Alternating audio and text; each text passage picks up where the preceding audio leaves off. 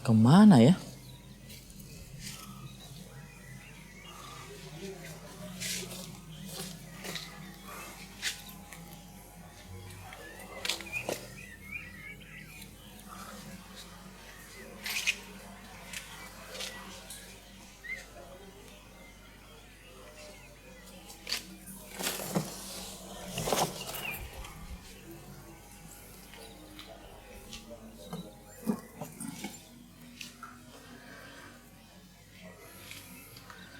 Bismillahirrahmanirrahim. Assalamualaikum warahmatullahi wabarakatuh. Saudaraku seiman yang dirahmati oleh Allah Subhanahu wa taala.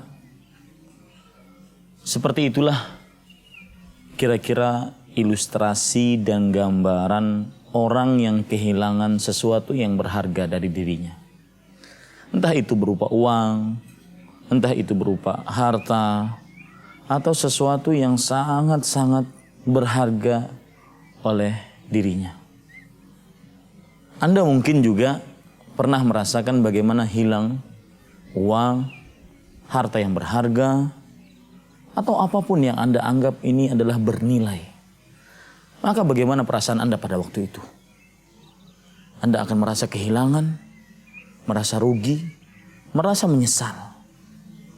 Bahkan akhirnya Anda mencari-cari di semua tempat. Bahkan mungkin seperti yang saya contohkan tadi. Anda akan mencari di tempat-tempat yang bahkan mungkin Anda tidak pernah datang kepadanya. Dengan membawa barang yang berharga tersebut. Kenapa? Karena merasa rugi. Merasa menyesal. Merasa kehilangan akan sesuatu yang berharga. Baiklah saudara-saudariku yang dimuliakan oleh Allah Subhanahu wa taala. Timbul pertanyaan, apakah kita juga merasa rugi atau menyesal apabila kita kehilangan kesempatan untuk beramal ibadah? Seperti misalkan seorang yang terlambat untuk bangun subuh. Akhirnya dia terlambat untuk mengerjakan 2 rakaat setelah sholat subuh. Sebelum sholat subuh. Padahal Rasulullah SAW bersabda, raka'atul fajri khairun minad dunya wa ma fiha. 2 rakaat sebelum subuh lebih baik daripada dunia dan seisinya. Bayangkan, lebih baik daripada dunia dan seisinya. 2 rakaat sebelum subuh. Tapi berapa banyak orang yang kehilangan kesempatan ini tidak merasa rugi. Tidak merasa menyesal. Tidak merasa mencari-cari. Sebagaimana orang yang tadi kehilangan sesuatu dari perkara dunia. Mungkin yang kehilangan cuma 100.000, 200.000, 1 juta, 10 juta, atau yang semisalnya. Bayangkan dengan lebih baik daripada dunia dan seisinya. Saudaraku seiman yang dirahmati oleh Allah Subhanahu wa taala, perlu kita ketahui bersama, merasa rugi dari kehilangan kesempatan beramal ibadah, ini adalah gaya hidup orang-orang yang diridhai oleh Allah, yaitu para sahabat Nabi radhiyallahu anhum. Contoh nyata dalam hadis riwayat Imam Muslim. Abdullah bin Umar radhiyallahu anhuma, senantiasa beliau setelah sholat jenazah, beliau pulang ke rumah. Tidak ikut serta menguburkan jenazah ke pekuburan. Abu Hurairah radhiyallahu anhu meriwayatkan dari Rasul sallallahu alaihi wasallam, "Man tabi'al janazata falahu qirat." Barang siapa yang mengikuti jenazah ke kuburan sampai dikuburkannya, maka dia akan mendapatkan pahala 1 gunung.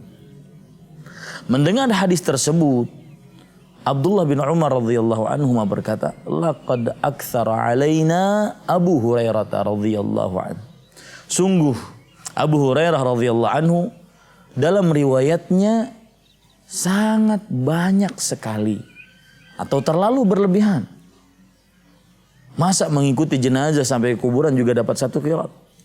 Kenapa Abdullah bin Umar mengatakan seperti ini?